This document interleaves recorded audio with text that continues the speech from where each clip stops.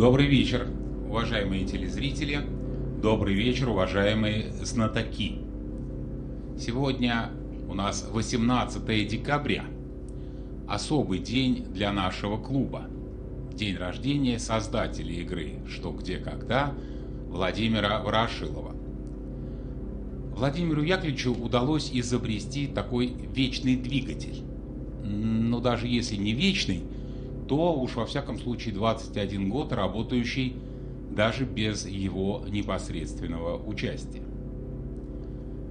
И, на мой взгляд, уникальность идеи игры «Что, где, когда» еще и в том, что она как конструктор.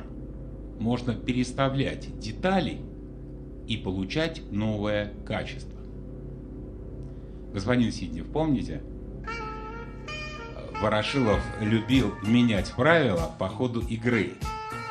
То на зеро выйдет, не обращая внимания на волчок. Вот Максим Поташов, наверное, помнит это. То совершенно постороннему человеку позволит подарить очко телезрителям. То не дать помощь клуба просто потому, что нет настроения. Госпожа Гейченкова, и такое бывало. Вот Леонид Тимофеев вам подтвердит. Но знатоки недоумевают, к чему я веду-то. В память о Владимире Ворошилове мы сегодня слегка поменяем правила. Господин Белозеров, не бойтесь. Если команда Александра «Друзья» сегодня проиграет, вы сыграете в финале года. Господин Друзь, не беспокойтесь. Если вы выиграете, то обязательно сыграете в финале года. Но если выиграете, как и 3 предыдущие команды со счетом 6-5, то в финале года будут играть все 4 команды знатоков, одержавшие победу в зимней серии. Господин Сиднев, как в старые добрые времена.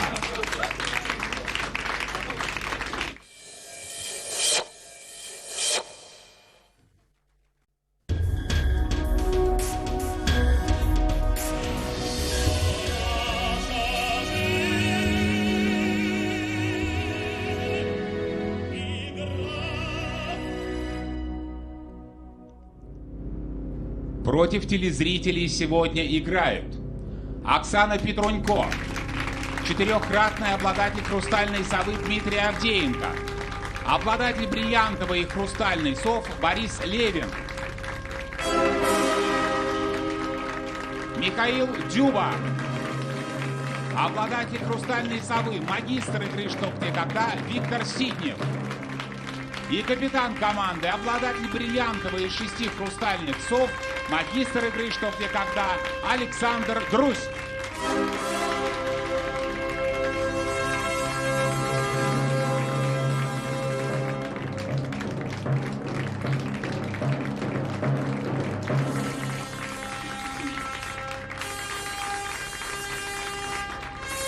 Против команды Александра Друзья сегодня играют Андрей Калугин Ялта, Андрей Присяжнюк Ростов-на-Дону, Александр Хиросименко Новочебоксарск, Мария Сухорукова Белгород, сектор Блиц, Виктор Гальченко Геннакиева, Саадат Сидова Баку, Виктория Седых Минск, сектор Супер Блиц, Александр Конев Кирьят Шмана, Жанна Бойченко Калининград, Лидия Тян Пучон, 13-й сектор.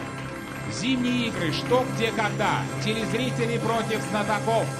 Как всегда, играем до 6 очков. Счет 0-0. Первый раунд. Итак, уважаемые телезрители, сегодня вас ждет заключительная отборочная игра зимней серии, в которой определится, кто через неделю сыграет в финале года. Господин Друзь, как я рад вас видеть.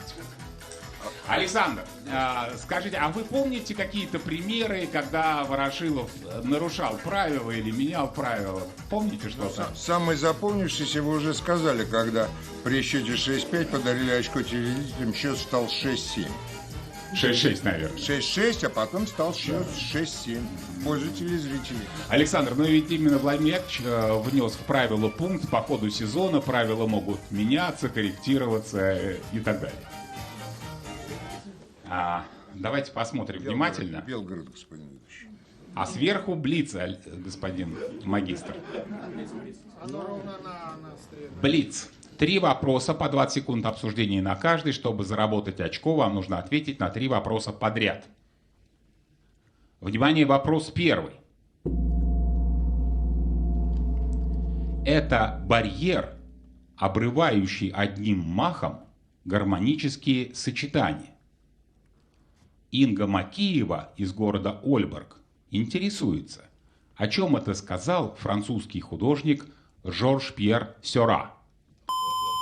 Про точку. Может, музыка, может, гармонический сочетание. Художник. Барьер. Гармонические сочетания. Мазок какой-то. Может, рамка, может, рамка. Да, рамка на картине. Рамка, хорошо. Мне не нравится, мне больше нравится. Гармонические сочетания на картине, рамка. Он художник. Кто отвечает? Давайте попробую я думаю, что Сера это говорил о точке. О точке. А теперь, внимание, правильный ответ. Ну, действительно, господин Друзь, о чем может сказать художник в первом вопросе Блица? Это барьер, обрывающий одним махом гармонические сочетания. Это все, как вам говорили, о рамках, о рамах для картин. 1-0 в пользу телезрителей. Александр Друзь собственноручно отдает это очко, а 100 тысяч рублей от Альфа-банка получит Инга Макеева из Ольборга. Второй раунд. Господин Левин, ну что, не послушали вас, а? Не привыкать, господин. Не привыкать. Борис, скажите, а вы считаете несправедливым изменение в правилах на этой игре и, возможно, в финале года? Конечно. Да? По ходу игры правила не меняют, господин. Ну вы же помните знаменитое изречение, что где когда эта игра, закончите, Борис, с элементами Справедливость. с элементами справедливости. А где здесь элемент? Ну 6-5, если все сыграют. То это справедливо. Настрой не сбил вам, Борис? Ну как-то вроде бы ничего, включились хорошо, просто не выбрали версию, а так, в принципе, на первый вопрос отыграли хорошо. Ялта. Против вас играет Андрей Калугин из Ялты. Внимание, карта телезрителя.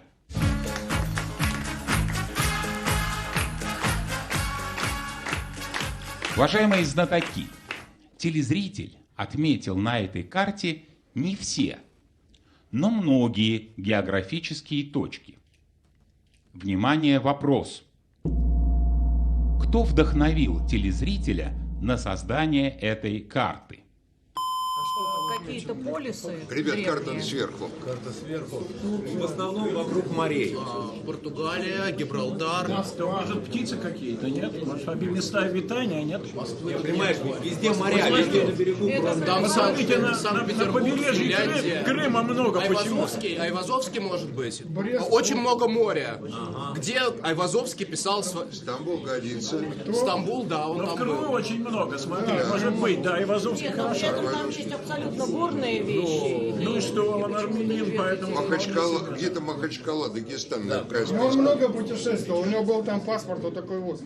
Почему именно Айвазовский? Почему две точки Ну, на потому что суше? много моря. И Крыма очень много. Ну, это Москва, да.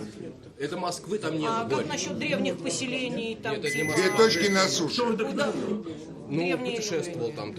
Он же кроме моря тоже другие картины писал. Нет. Хранятся, нет?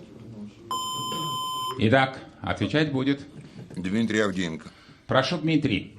Мы думаем, что телезрителя на создание этой карты вдохновил Иван Айвазовский. Благодарю вас. А теперь, внимание, правильный ответ. Я сейчас хочу обратить внимание молодых команд, которые присутствуют в нашем зале. Диана, обратите внимание, как было обсуждение, да? Дмитрий Авдеенко, много около морей.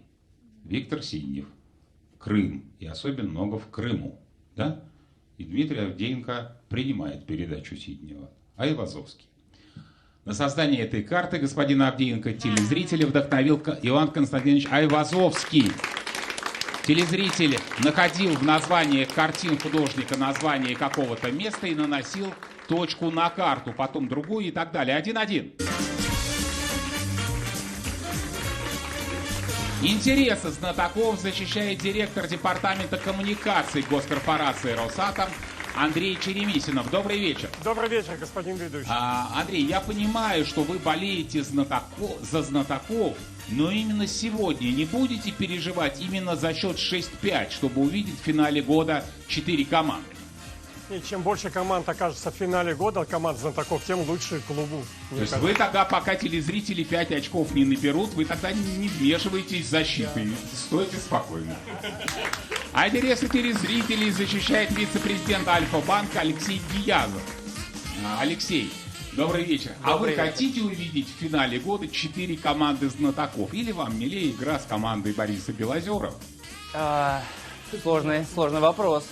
Ну, команда Бориса Белозерова будет играть одна, если сегодня выиграют телезрители. Я отвечу по-другому. Я бы хотел, чтобы в этом сезоне было 2 победы телезрителей. Соответственно, сегодня я бы хотел счет 6-3 в пользу телезрителей, что-нибудь вот такое. Вот. И я буду не против, если вы подыграете, им поменяете правила. Но вот если вы в сторону знатоков поменяете, то я буду спорить до хрипоты. Ну, я вас поберегу, не спорьте. 3-й раунд.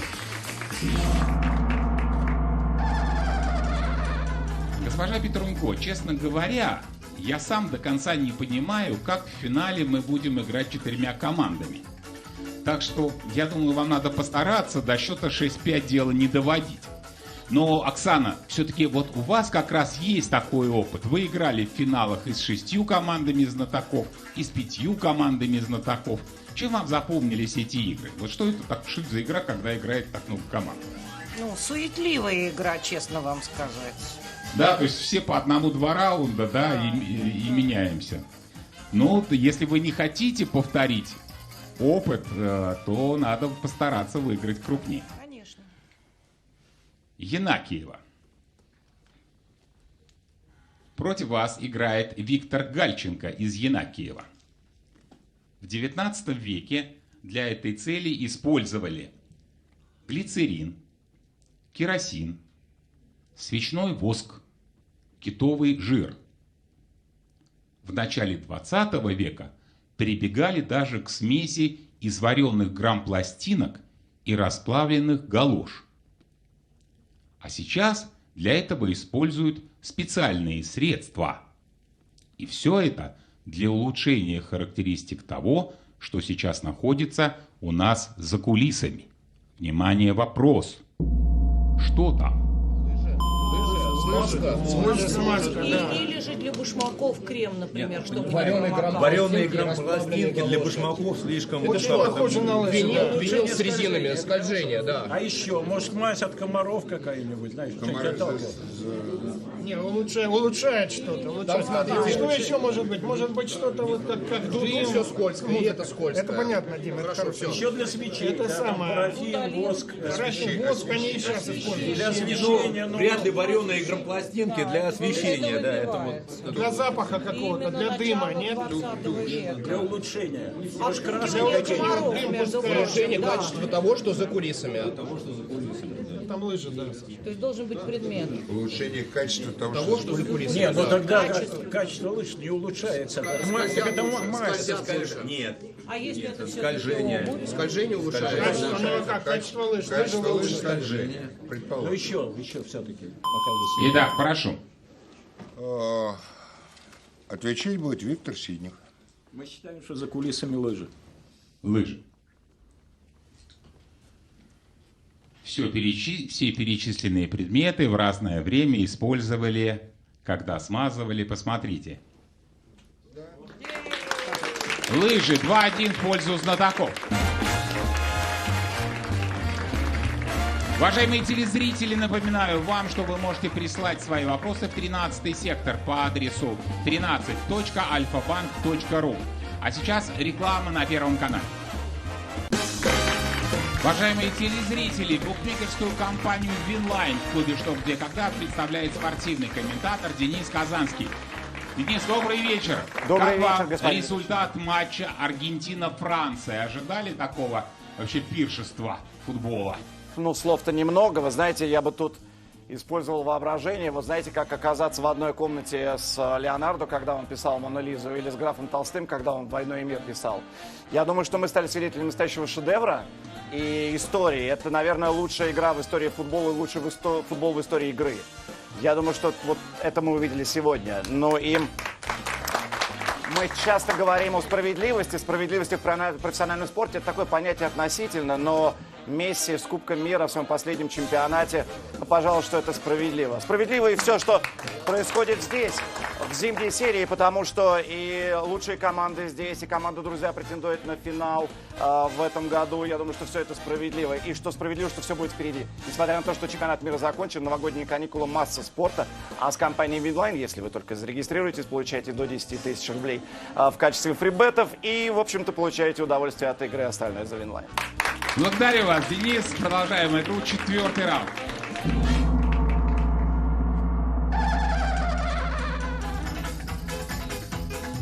Господин Дзюба, Михаил, вы ведь хорошо разбираетесь в футболе.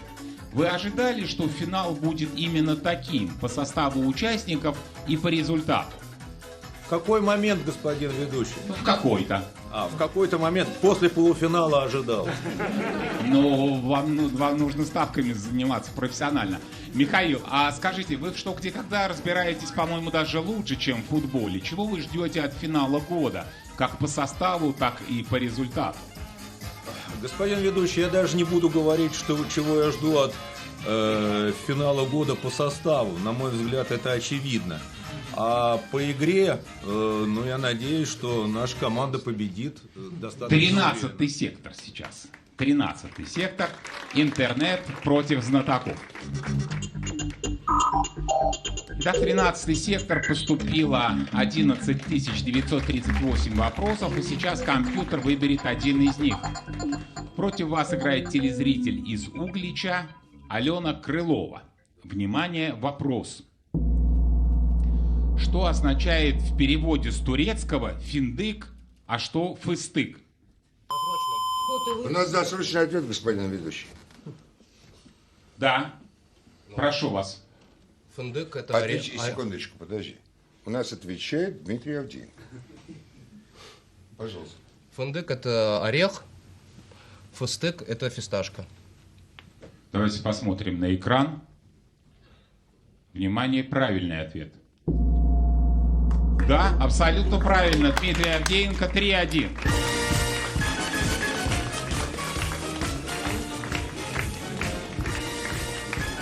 Лучший знаток этой игры получит от госкорпорации «Росатом» приз «Хрустальный атом». Определит лучшего Андрей Черемисидов. Андрей, сегодня за столом рекордсмен клуба по числу хрустальных атомов Дмитрий Авдеенко. Их у него аж 9. Как вы считаете, может быть, за 10-й хрустальный атом давать какой-то другой, новый приз? Хорошая идея, господин ведущий. Давайте обсудим ее. Ну, какую-нибудь молекулу ему можно сделать. Ну, уже, да, что-то более сложное. Что-то более сложное, чем атом. Ну, давайте подготовить. Ну, сегодня мы уже не подготовимся, но, может быть, только если сдавать. В будущем. 10 сдал, получил 1. Ему ставить некуда. 5-й раунд. Господин Авдеенко, а вам бы хотелось в качестве 10-го хрустального атома получить что-то другое? Господин ведущий, мне кажется, что как-то я вдруг стал суеверным. Наверное, преждевременно говорить еще о 10-м. Дмитрий, ну хорошо, давайте без суеверия. Вот в свое время, я помню, вы предлагали учредить приз за лучшую помощь клуба в сезоне. Вот, честно говоря, я не знаю, как вы предлагаете определять лучшую помощь. Ну вот два последних примера. Денис Потехин помог команде Бориса Белозерова. Михаил Савченков команде Андрея Козлова. И в том и в другом случае больше никто не догадался. Вот кому вручать? Просто определять, какой вопрос сложнее, Баку? Ну, ответьте. Ну, я бы дал, наверное, Михаилу. Почему? Вот по какому принципу? Я просто принцип не понимаю. Потому что с вашей точки зрения тот вопрос сложнее. Да, вопрос был интереснее. А я спорно. Вот, готов с вами поспорить. Как все призы, как все награды. На мой взгляд, как раз вопрос про клювы птиц был сложнее, чем про морские книги. Морские Ну, книги хорошо. там человек догадался, а тут знал. Мне так кажется, я могу ошибаться. Ну вот так вот, почему ваше предложение не прошло первое чтение. Я вам объясню. Итак, господин Авдеенко, ну а сейчас ваш шанс показать свою силу. Индийский поэт 17 века Бихари в одном из своих стихотворений написал: «Она идет с воздетыми руками, как будто бы готова разлуки океана измерить глубину». Внимание, вопрос. Как поэт объясняет причину, по которой героиня, тоскующая по мужу, идет с поднятыми вверх руками? Вода, воду же они на голове несут воду вот так. Что-нибудь, а вопрос что, не знаю. Она есть с этими руками, как будто бы готова. Океана измерить глубину. Глубину. Тоска по мужу. Почему? Тоска по мужу, да. Почему Как она будто так? бы, а Почему почему он так глубину? Что-то разлучились с чем-то, и она Ну, У с него- с мужем в вопросе сказано было. с мужем что-то разъединили. Она идет с руками наверх, что-то руки наверх. Ну, слушай, ну очень похоже, как индийская женщина несет воду. Это индейская женщина. Индийская 17 века. Я понимаю, просто про воду, и не про А что женщину. если она Она рыбачка? может глубину измерить. Что-то Что подняли, она что-то должна зайти подняли, в воду? и вот как трубка на телефоне, условно. Куда-то она Например, идет. сети она должна вытащить. Зачем? Как она может глубину воздетыми руками измерить? Да. Разлуки, Она глубину воду разлуки. опускает. Она должна как бы зайти. Что это, ганг? Что-то Итак, отобрали. хорошо. Могу ли я попросить повторить, ну не стихи, а самую последнюю часть вопроса? Конечно, если вы берете дополнительную минуту, любой каприз, господин Друзь. Нет, если мы берем дополнительную минуту, то вам придется повторить весь. Ладно, нет, так нет. Да нет настроения. Счет пока позволяет ответить неправильно. Вы можете взять дополнительную минуту, господин Друзь, я вам повторю все. Итак, мы полагаем, что индийский поэт 17 века Бихари, Да, это вы не расслышали, да? Да. Мгм. описывал женщину, которая идет с поднятыми руками, чтобы измерить глубину разлуки с мужем. Как объясняет причину, по которой она это делает? Она поднимает руки, чтобы браслеты, которые подарил муж, спустились ближе к сердцу. Ваш ответ понятен. А теперь, внимание, правильный ответ.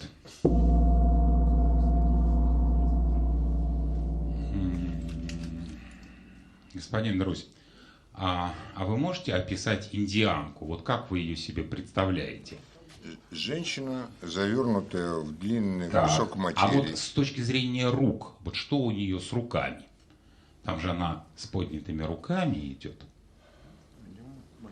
Покажите, господин Авдеин, как руки Ну вот так, поднимите. вот так вот. Ну или так, или согнутые в локтях. Да. Танцует, что ли? И что у нее на руках? Ну просто очень интересно. На руках браслеты, кольца. Даже у вас, и у Дмитрия это есть на руках. Кольца. Да. И много, практически на каждом обычно. Внимание, правильный ответ. Индианки носят на руках большое количество украшений, а героиня стихотворения Бихари истосковалась в разлуке с мужем. Вот как продолжается история. Она идет с воздетыми руками, из страха с похудевших пальцев перстни потерять. 3-2. Это, господин Друзь, вам не лыжи и не фисташки. 100 тысяч рублей от Альфа-банка Саадат Сидова получит. Поздравляю вас. 6-й раунд.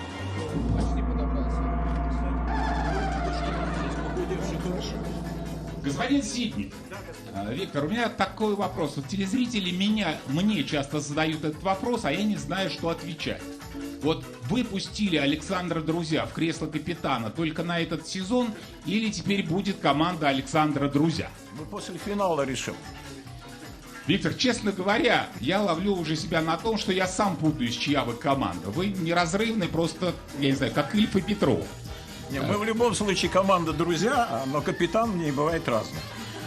Да.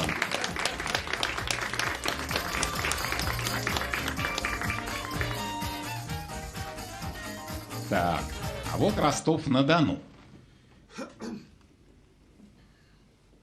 Это интересно. Против вас играет ведущий эксперт авиакомпании Андрей Присяжнюк из Ростова-на-Дону. Одна организация ежегодно проводит среди своих сотрудников необычные соревнования. В них принимают участие до 20 команд. Одновременно соревнуются 2 команды. Проигравшая выбывает. Понятно, да? В качестве снаряда используют, посмотрите на экран, пивную бочку, подвешенную на длинном тросе. Внимание, вопрос. А что находится в руках у участников во время состязаний? Кружки. Кто льется, они должны поймать пиво, которое льется из бочки.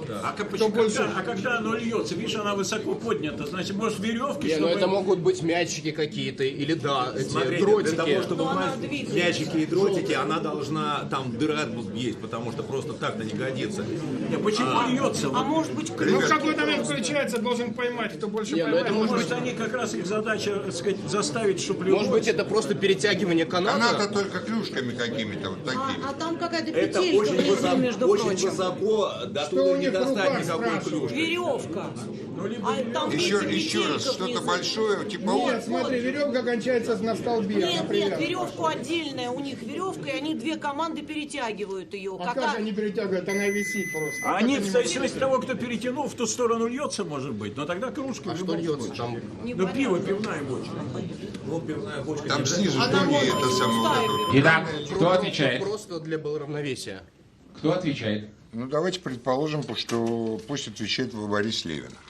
Борис Левин, прошу вас. Ну, если я отвечаю, то в руках у них пивные кружки. Пивные кружки. И что происходит? Ну, происходит, что они ловят пиво на лету.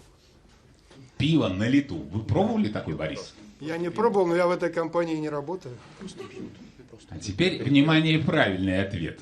Господин Поташов, а у вас есть какая-то версия? У кого-то из моих сокомандников родилась идея, что это пожарные, у них бронспойты. Господин Поташев, это очень интересно, потому что этот вопрос как раз не выпал на игре обладателей приза «Хрустальный атом», которым руководил Дмитрий Авдеенко. Дмитрий, и что интересно, вы как раз были ближе всех. Вы сказали, что что-то типа перетягивания каната, Оксана сказала, что клюшки не подходят, но чем же дотянуться, непонятно, да? Вот полшага, вот здесь, господин Друзь, вот здесь минута могла вам дополнительная понадобиться. Побеждает команда, которой удастся загнать бочку на сторону соперника. Участники соревнуются в умении управлять. Посмотрите на экран. Бронспойтом. Так проходит соревнование пожарных. Для них это и развлечение, и тренировка. 3-3. 100 тысяч рублей получит Андрей Присяжнюк из Ростова-на-Дону.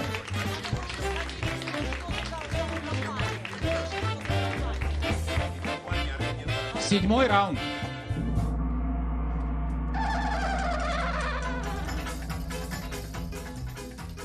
Господин Друзь, вы знаете, у меня такое впечатление, что вы даже в глубине души, вы даже рады, что я вам слегка усложнил задачу.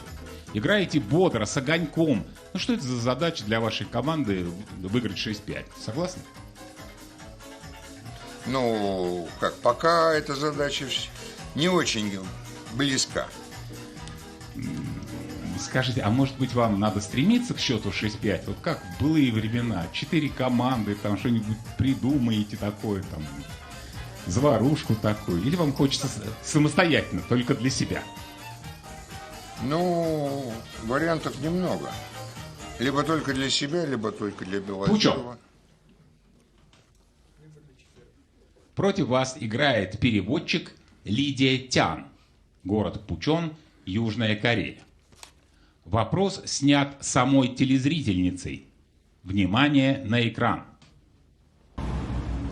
Здравствуйте, уважаемые знатоки! С 2013 года мы с семьей проживаем в Южной Корее. А в 2018 году мы впервые столкнулись с Коротанинен Посы, что в переводе «пеший автобус». А теперь вопрос. Какое событие тогда произошло в нашей семье и что такое Коротанинен Посы? Что же это такое? Близнецы, наверное, это не просто коляска. Автобус много. Не один ребенок. Двойная или тройная коляска. Двойная или тройная коляска. Они вот такие. Почему пешие? Ну, потому что они пешком. Потому что пешком их катишь. Ну, это как-то... А что, если у них дети пошли, например, в детский сад, и они идут просто вот так вот вдоль... И что еще в семье может случиться? Через 5 лет у них в семье что-то случилось. В школу могли пойти, их тоже так ведут в школу, как бы, группу детей. Автобус, да. Почему автобус? Потому что там много сразу, потому что там не один человек.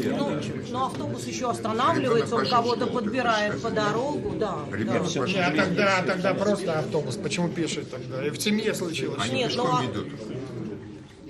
Случилось в семье. Но пока двойня или тройня коляска интереснее. Корея, она сказала, что живем в Корее. То есть что в Корее специфическое. 4-й и 18-й год она упомянула. 13-й и 18-й. 13-й, 18-й. 13 они там жили. Итак, 5 лет. кто будет отвечать? Мы полагаем, что отвечать, и я полагаю, что будет отвечать Оксана Петренко. Оксана, прошу вас. Ну, мы предполагаем, что за те 5 лет, которые семья провела в Корее, у них родились дети, и как бы там предпочитают не возить детей, допустим, в детский сад, а как бы водить. Давайте мы не общую историю вокруг этого вопроса, отвечаем на конкретные вопросы. Какое событие произошло тогда в семье и что означает Коротанин Посы? Нужно объяснить, что это значит. Пеший автобус. Прошу. Мы считаем, что дети пошли в школу, и пеший автобус – это такой группа детей, которая идет в школу, и по дороге присоединяются к ним другие дети из других семей. Понятно. А теперь, внимание, правильный ответ.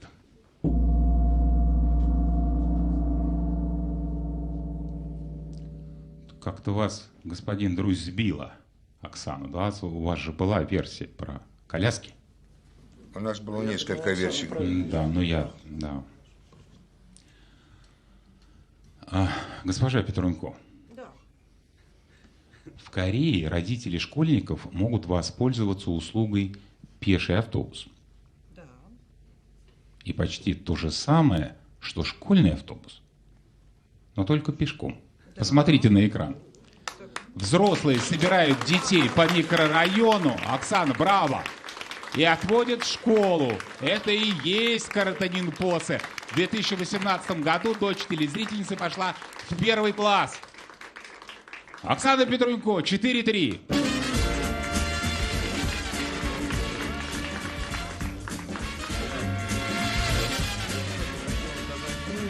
Господин Казанский, так чего же вы все-таки ждете, Денис? Чего вы ждете от финала года? Чего-то новенького? Или вы за Друзья и его команду? Ну, знаете, такой тонкий лед, потому что болеть за команду друзья, это, конечно, гордо и красиво.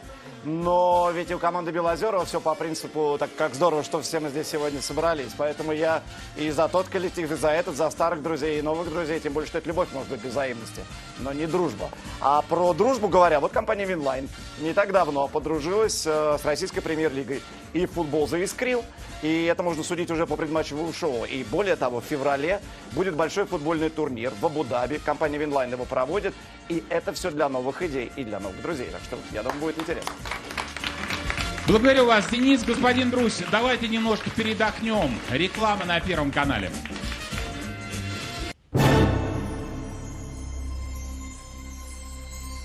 «25 декабря определится судьба главного приза клуба «Что, где, когда» 2022 года. Бриллиантовая сова будет вручена лучшему игроку победившей команды. А если победит команда телезрителей, автор лучшего вопроса получит еще и карту Альфа-банка на сумму 1 миллион рублей. 8-й раунд.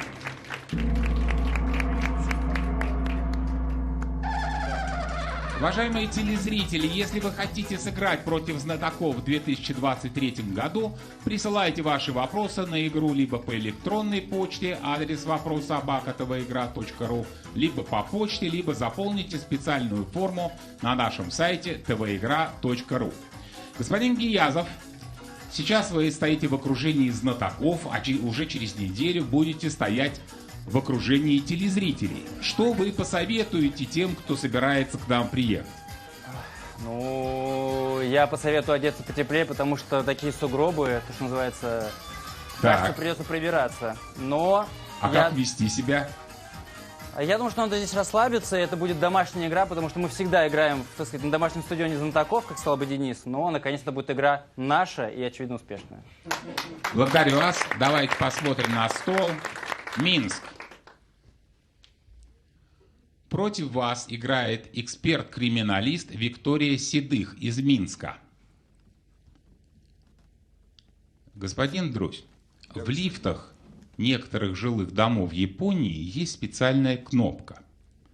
Когда пассажир нажимает на эту кнопку, на других этажах загорается дополнительная индикация. Внимание, вопрос. С какой целью установлена эта кнопка? Нет, животное. Если ты заходишь с животным, ты предупреждаешь, что ты с животным. Чтобы другие не заходили. Чтобы они не нажимали, не Еще землетрясение точно никак. С маленькими детьми. Не знаю. А как ты кнопку? С чем-то пахучим. Мусор. Может быть, не с животным, а с ребенком. Ну, аллергия, но с ребенком, например. Понял, да, почему? Может, это не только аллергия, по-разному. то есть это знак, чтобы другие не заходили, да? Нет, не то, что другие не заходили, а другие бы знали, что сюда заходить, ну, может быть, некомфортно по каким-то причинам. Правильно, не то, что не заходили, а выбирали. Надо. Что это обозначает? Нет, лифт полон, это нельзя заходить, это стандартная история. А тут вот ты можешь зайти, если хочешь, а можешь не наоборот заходить. застрял? Нет, Да, что я еду с на животным. всех этажах это видно. А если просто ребенок один едет, не может быть? Нет, ну ребенок один лифт не поедет. Итак, господин Друзь, что-то вас сегодня вообще не слышно, не видно. Кто отвечает? Как это, господин ведущий? Я на первый вопрос отвечал. Прошу. Правда, неправильно? Прошу, Александр. Отвечать будет Борис Левин. Прошу, Борис. Ну, смысл этой дополнительной индикации в том, что человек, если входит в лифт с животным, он нажимает на эту кнопку, и на этажах высвечивается, что в лифте есть человек с животным, и если у вас там аллергия или другие противопоказания, или вы просто не хотите ехать с животным в лифте, вы тогда пропускаете эту кабину и ждете следующий лифт. Ну, а может быть, вы сами с собакой или с кошкой, да? Да, ну, может и так, что там кошка, вы собака. 5-3. Борис Левин приносит очень важное 5-е очко для своей команды. 9-й раунд.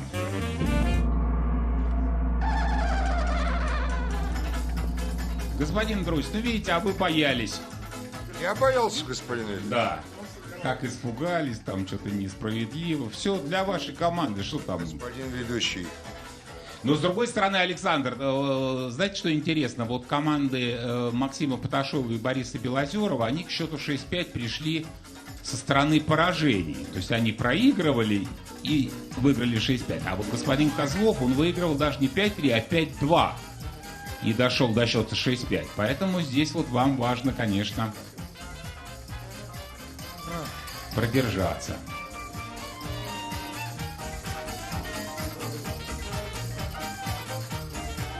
Суперблиц. 3 вопроса по 20 секунд размышлений. На каждый играет один знаток. Чтобы одержать победу в этом раунде, кто-то из вас должен ответить на 3 вопроса подряд. Кто это будет? Это будет Дмитрий Авдеенко. Дмитрий Авдеенко. И при этом Можно, да? И при этом я прошу Дмитрия не брать дополнительную минуту. Уважаемые телезрители, в этом сезоне компания Beeline, напоминаю, учредила приз для знатока, который сумеет выиграть Суперблиц. И сейчас последний шанс в этом сезоне кому-то из знатоков, а именно Дмитрию Авдеенко, все-таки выиграть Суперблиц. Внимание, вопрос первый. Это наш Мотя сочинил. Такую фразу часто с гордостью говорил окружающим Дмитрий Шестакович. Сергей Трофимов из Москвы интересуется, где это происходило.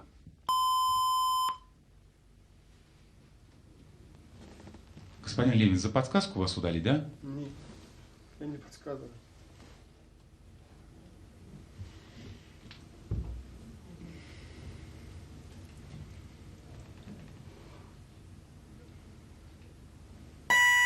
Прошу. Где это происходило? Это происходило... Я не знаю, пусть будет на новогодней елке. А теперь, внимание, правильный ответ. Господин Друзь, вы, конечно, не проинтуичили, кого оставить на Суперблиц. Вот если бы проинтуичили, то, конечно, во всяком случае, первый вопрос Борису Левину было бы ответить проще. Дмитрий, ну вы тоже могли ответить. Послушайте меня. Дмитрий, Мотя – это сокращенное от какого имени? Матвей. Матвей. А какого композитора Матвея вы знаете? Ну, я как так понял, что он написал футбольный марш. Да, ну просто уже по разговору с Борисом Левиным. Итак, что же сочинил Мотя? Я понял. Футбольный марш. Футбольные матчи начинались с марша Матвея Блантера. Композиторы часто вместе ходили на стадион. Господин Казанский, ну, видимо, не судьба в этом году знатокам выиграть Суперблиц. Ну что сделаешь? Причем, обратите внимание, как изящно это произошло. 5-4. 100 тысяч рублей от Альфа-банка получит Сергей Трофимов из Москвы.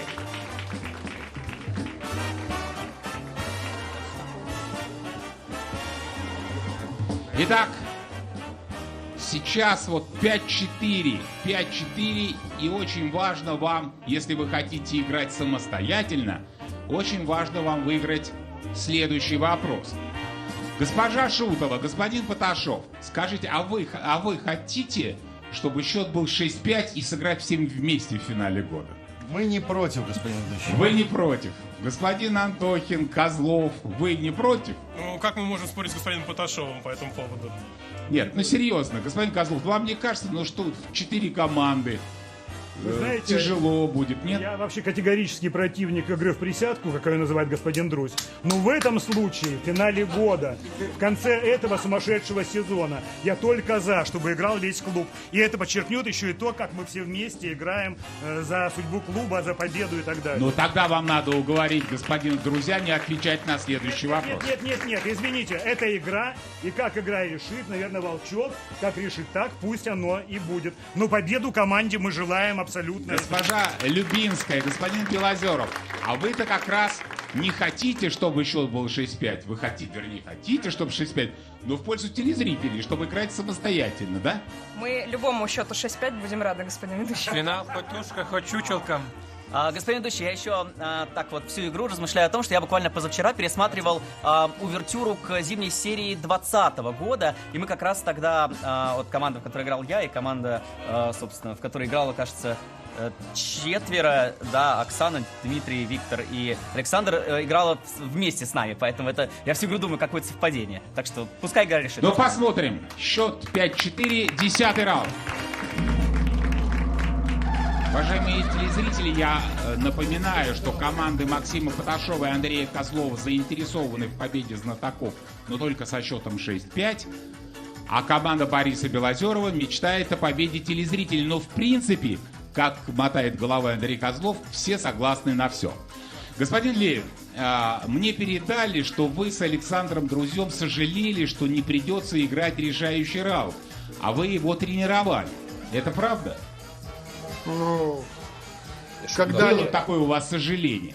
Борис, ну нет проблем. Если вы хотите играть самостоятельно, то при счете 5-5, и раз уж нарушать правила, то нарушать, можете попросить, а мы с господином Гиязовым подумаем, удовлетворять вашу просьбу или То, нет. что мы его тренировали, не значит, что мы хотели его играть. Кирьят Шмана. Против вас играет инженер Александр Конев. Город Кирьят Шмана, Израиль. Внимание, домино.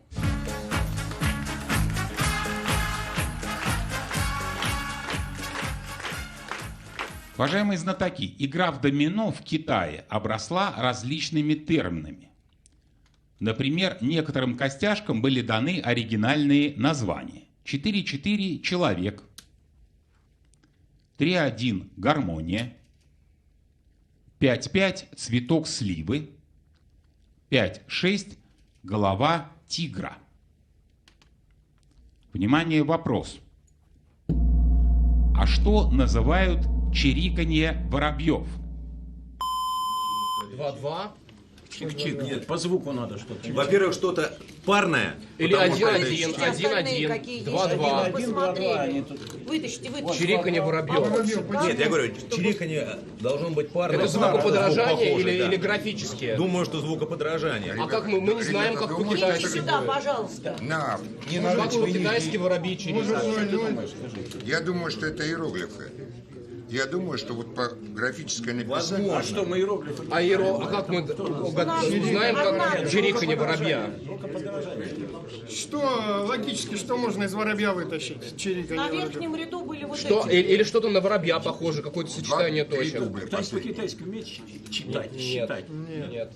Чириканье воробья. Чирик. Нет. Может быть. Но если парное либо 1-1, либо 2-2, либо 3-3. Ну так мы можем много перебирать, но пусто-пусто, как бы оно выбивается. Итак, прошу.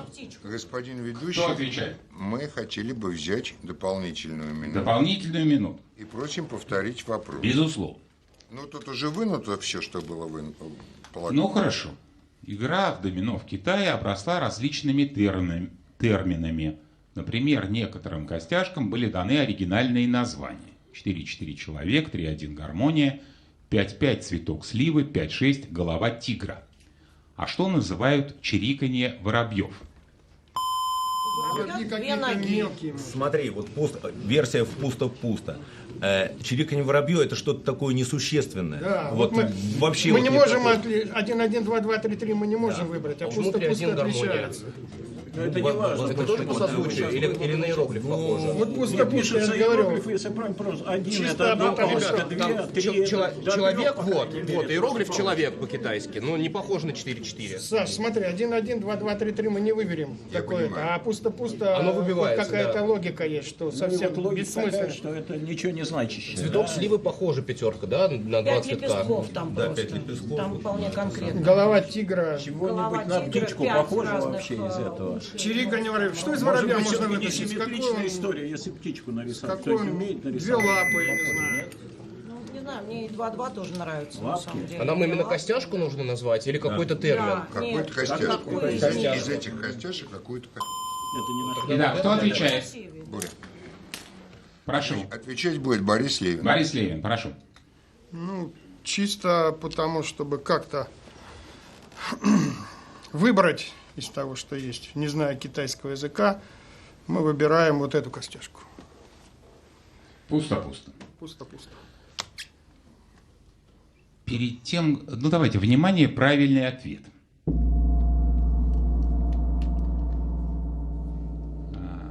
У меня вопрос, господин Друзь.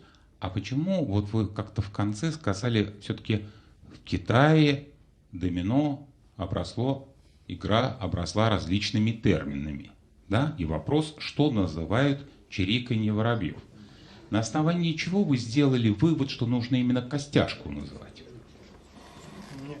Я вам больше того скажу, что правильно говорил Борис Левин, что что-то другое должно быть. А господин Авдеенков на первой минуте еще сказал, это как-то, Дмитрий, поправьте меня, вы что-то сказали, это что-то звуковое? Столько гостей просто. А? Ну, может быть, само домино так и называли. Да не, чириканьем воробьев китайцы назвали, послушайте, перемешивание костяшек перед началом игры. Просто перемешивание. 5-5. Ну, обидно. А 100 тысяч рублей получит Александр Конев. Господин Козлов, что вы там кричите? Мы желаем команде победы. Желаете победы? 11-й раунд.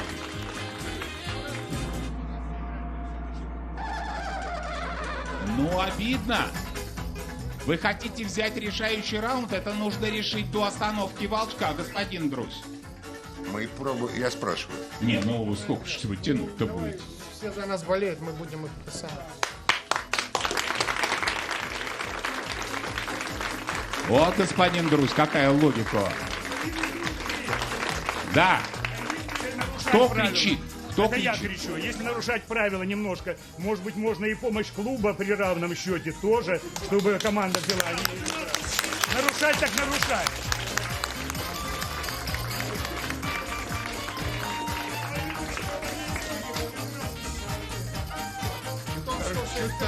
Белгород. Вы посмотрите, подождите, не берите, покажите стол еще раз. Посмотрите, какая вероятность выпадения именно этого вопроса. 1/13. 1/13, и выпадает Белгород. Господин Белозеров, и что интересно, это как раз тот самый вопрос, который не выпал на прошлой неделе вашей команде. Вы не сыграли 13-й сектор, и вот этот вопрос. Прекрасно, господин ведущий. Надеюсь, что команда Александра Дудя сможет с ним справиться. Против вас играет координатор проектов Мария Сухорукова, город Белгород. Посмотрите на экран. Это колобас или бутылочная тыква. Из нее делают посуду, ударные инструменты. А в январе 2009 года, после выхода нового закона, некоторые хитроумные жители нигерийского города Кано в обход этого закона нашли такой тыкве неожиданное применение. Правда, придумка эта работала недолго, а хитрецы попались и были оштрафованы дорожной полицией. Внимание, вопрос. За что же штрафовали жителей Нигерии? Дорожная полиция именно. Что-то с горючим? Нет. Нет, не с горючим вряд ли. Слушайте, смотрите, в машине нельзя водить. По американским правилам машина Какая-то нельзя емкость. водить. Может быть, они возили бензин? Ну, бензин, я про это и говорю, что, может быть, а какой закон, что нельзя заправляться больше? Слушайте, а может это самое, он человека как-то напоминает, то есть вот дополнительный пассажир или чего-нибудь ставили эту Слушайте, бутылку. каска. Всех обязали мотоциклистов надевать каску. Они начали эту тыкву надевать. А как ее надеть? Да не, Ну, просто имитация. А их начали штрафовать, что Какая разница, тыкву надевать или каску? Ну, каску это, наверное, деньги не платишь, тыква защищает. растет. Да. Шлем, да, вместо шлема надевали тыкву. Разрубали. Слушай, видно, Да. все-таки делать чучело и голову рядом Не, сажать, ну да? смысла. Как бы, скорее всего, за безопасность. Ну, я думаю, понятно, да? Ну, Там машин меньше, чем мотоциклов. А, то есть там пробок нету, да? Ну, наверное, есть в городах. Итак, господин Друзь, придется решать, что делаем, кто отвечает. А, господин ведущий, тут поступило предложение из зала насчет помощи клуба. Отказать. Понятно. Нет, ну, хозяин барин. Нет, но это фундаментальное правило. Кто будет отвечать?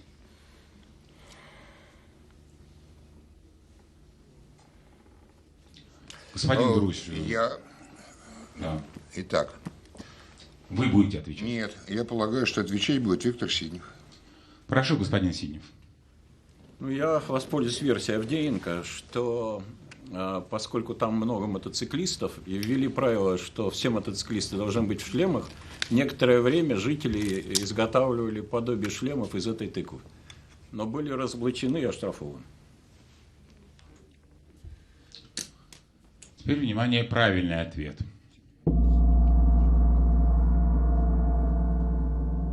Я же говорил, тыквы очень крепкие, из них изготавливают ударные инструменты. Господин Белозеров, Да, а вы бы как ответили на этот вопрос? Нам эта версия тоже больше всех нравится. Точно так же ответили бы, да? Господин Сиднев, предприимчивые нигерийцы придумали использовать подобные шлемы.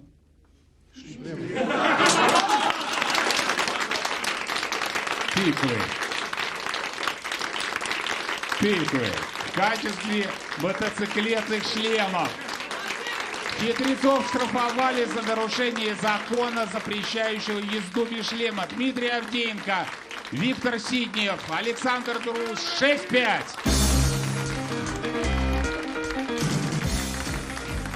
Счет 6-5 в пользу знатоков. Команда Александра Друзя одерживает победу над телезрителями.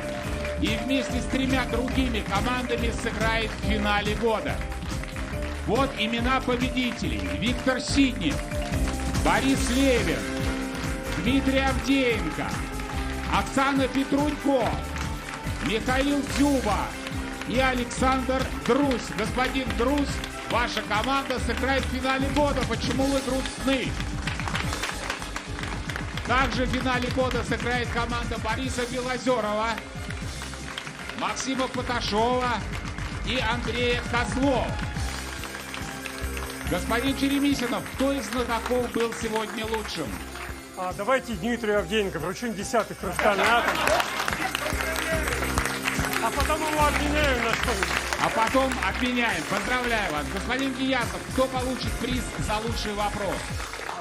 Лучшим вопросом станет вопрос, который был сложным, красивым, но берущимся, потому что господин Поташов на него ответил. Вопрос о бронзбойтах. Андрей Присяжнюк из Ростова-на-Дону получит еще 200 тысяч рублей от Альфа-банка. 100 тысяч рублей призового фонда этой игры остались неразыгранными, и вся эта сумма поступает в призовой фонд финала года на специальный вклад Альфа-банка. Теперь в призовом фонде 3 миллиона 253 тысячи рублей. И это перед финалом года. Уважаемые телезрители, финальную игру 2022 года смотрите на Первом канале в следующее воскресенье, 25 декабря, сразу после программы «Время». А эта игра закончена. Спасибо всем за игру.